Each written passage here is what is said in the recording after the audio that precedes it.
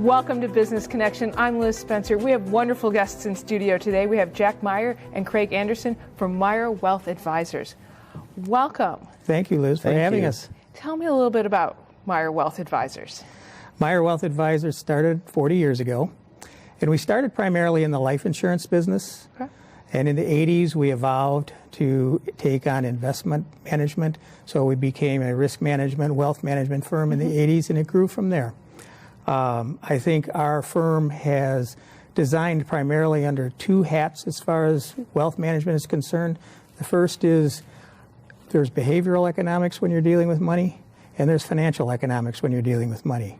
You have to create the best financial platform, but you also got to be careful about the behavior because you can really hurt the platform if you don't handle it properly. And that's where we've evolved over the years. That's awesome. Now, you both have specialties. Which which hat do you wear? My hat primarily is the behavioral economics, dealing with people, dealing with their reaction to money, how are they going to react to various things. That's where I come in. Okay. I typically deal with the financial side of the business, developing the portfolios, making sure our clients are in the right mix of investments and the right risk level, and helping them make those decisions to make sure they don't shoot themselves in the foot and get to the point where they have that behavioral, oh my, what happened to my money, or end up in a position where their emotions take over the portfolio. And who are your typical clients? I would say our typical client is what I would call the millionaire next door. Okay. It's someone who really worked hard all their life. They've amassed an amount of wealth, maybe $500,000, $1 million, and they want to be a good steward of that money. They're questioning what's the best strategy to take that money and that wealth into retirement and develop a distribution strategy.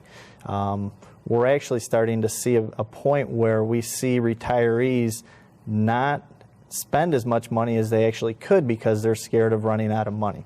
So our job is to put them in a position where they're comfortable with a distribution strategy and say, this is the amount of money you can take out each month or each year and live comfortably and not run the risk of running out of money. Because things have, you've been in business for 40 years and you told us how you've evolved, but now it's 40 years later and you really have to be innovative because things have really changed. Well, I think one of the biggest changes in our industry in the last few years has been technology.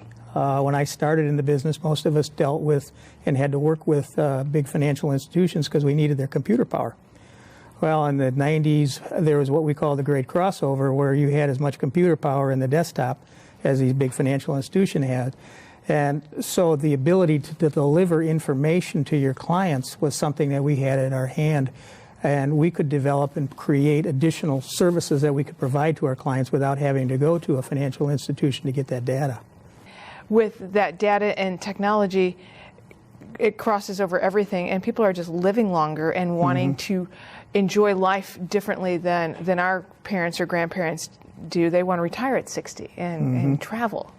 How do you plan for that? Well, when I started in the business, we planned that a person would retire at 65 and die at 72. And a blind squirrel could probably put that together. But now we have people wanting to retire at 60 and living to be 95, 96, those types of things. So we need to be able to understand exactly how the money is going to work over those periods of time. We also have to bring into play long-term care issues. In the old days, mom and dad, when there was a problem, moved in with the kids. Right. Now the kids don't live around here anymore. So we have to understand a fourth bucket out there, which is the long-term care issues that could come about.